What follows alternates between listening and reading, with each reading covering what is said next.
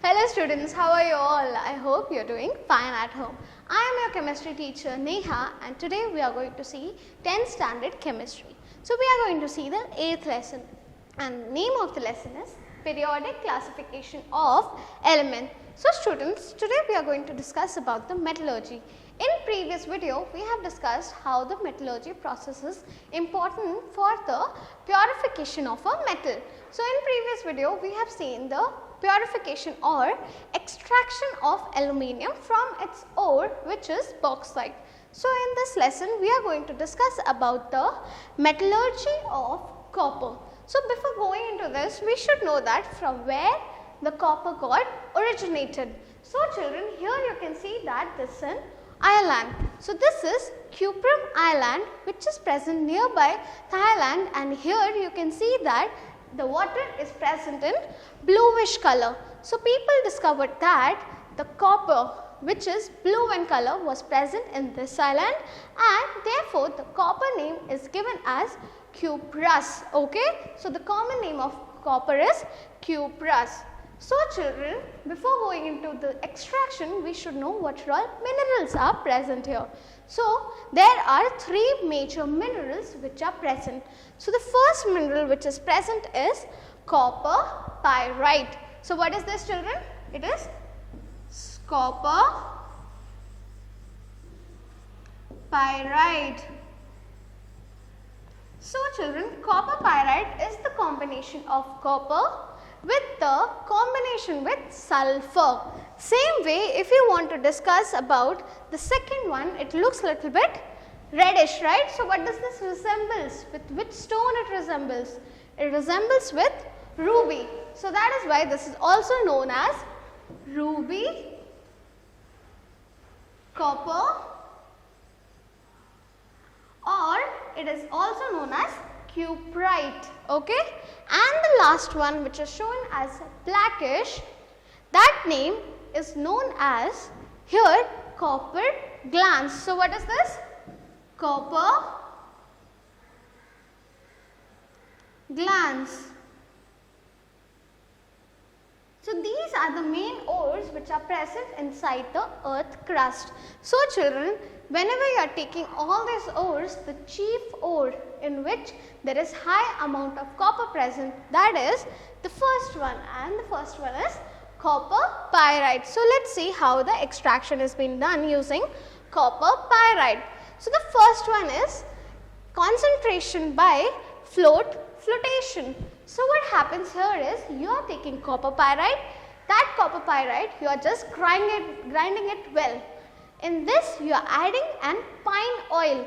When you are doing the extraction or the addition of pine oil and the foam gets generated, you will see that all the sulfides and the sand particles which are lighter in weight, they will come down, and the copper which we have taken, it will come with the foam up, and the foam can be extracted, from which we are getting the copper. From the second one, it goes to the roasting. So roasting means you are heating your particular ore at a very high temperature with the addition of oxygen. So the equation here will go as 2CuFeS2 plus oxygen. So this is known as the copper iron sulfide. When it is adding, you are getting Cu2, that is dicopper sulfide, plus 2Fe iron sulfide, plus again you will see that there is liberation of SO2 gas. Okay, so here SO2 gas has been liberated. Same way, now when you are getting here dicopper sulfide, now this dicopper sulfide is going in the process of smelting. So smelting means you are heating it, then cooling it, and after smelting you are getting a slag, and that slag will be with the combination of the copper disulfide, that is you can write it as Cu2S, plus it will be Fe S. Okay. So this way it's getting removed. Now let's go to the next process.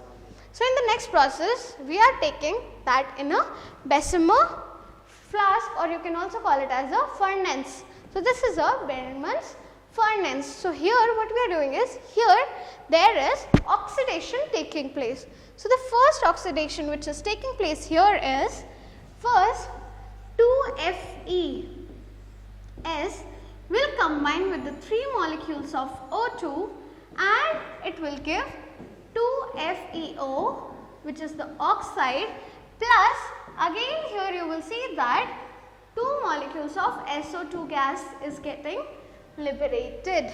Later on, this FeO, I will write it here, FeO will combine with the sand which is present here, that is SiO2, and it will go as a slag, and the slag is known as iron silicate. Okay. Then there is the reaction where the copper sulfide gets combination with the oxygen, and finally you are getting copper and SO2 gas is getting liberated. So children, after this process the copper which you are getting is, that is blister copper, which is a sort of a crystal type of copper. Okay.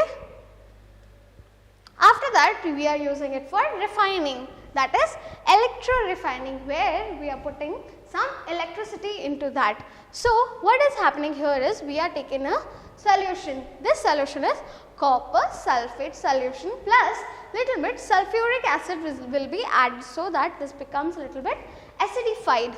Now we are taking an anode and a cathode. So cathode will be the pure metal of copper and anode will be impure metal of copper. Now what happens is, when the switch is being closed, you will see that all the copper particles from the anode will go collect towards the pure metal, and there will be some sand formed down, which is also known as anode mud, and therefore you can get your pure copper extracted. Okay? Yes. Now let's see what are the physical properties of copper. So children, the physical property first of copper is, it looks brownish, metallic shine will be there. What it is? It is shiny. With shine you can see that there is brown luster.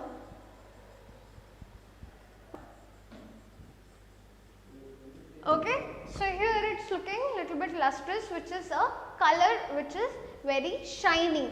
And second, you can see that the copper can be drawn into thin wire. So the second property is ductility. Ductility means it can be made into thin wires. Later on, a copper is a very good conductor of heat and electricity. You can write it here, good conductor of heat and electricity. Okay, so these are the physical properties. Now let's go to the chemical properties. So in the chemical properties, the first is action with air and moisture. What happens when there is addition of air, which is oxygen and water molecules present? So how the reaction will go on is, you are taking 2 copper plus O2, which is there in the oxygen, plus carbon dioxide, which is present in the atmosphere, and moisture, which is H2O.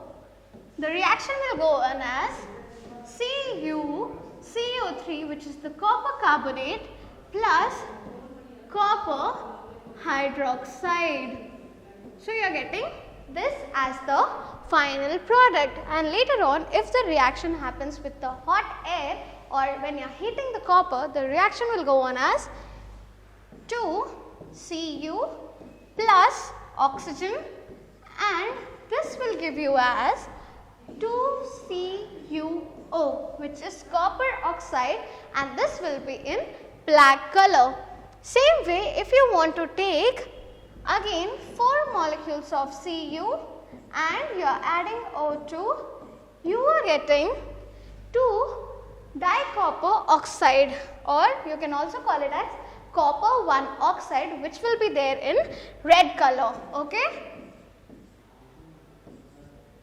Okay children, so this is the way how the product is being formed.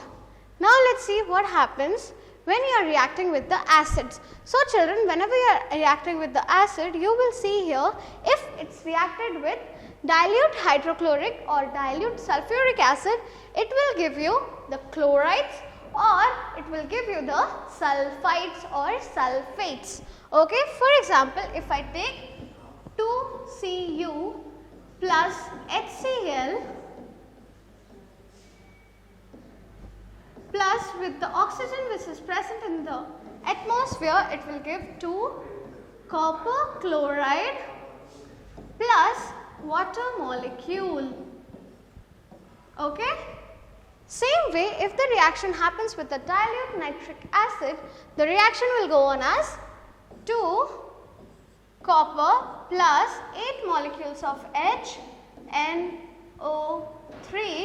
It will move on as copper nitrate plus there will be liberation of NO gas with water molecules. Reaction with chlorine and action with alkaline. So, action with chlorine, what will happen is it will again become some kind of halides. So, if you are taking copper and you are adding Cl2, it will become as CuCl2 and no other product will be formed. And the last one is alkalis. So, generally copper won't react with alkalis, that is a inert or no reaction will happen. Okay? Yes. So, students, finally let us see what is the uses of copper.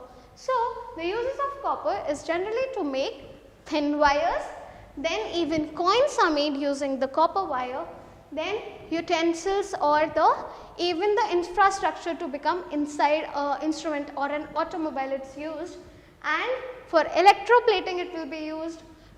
Ornaments like bangles, in olden days they used to make bangles using copper because it looked beautiful. Then vessels, and finally even the medals are made with the alloy of copper. Right student? So in this lesson children, we have discussed about how the extraction of copper is being done by copper pyrite.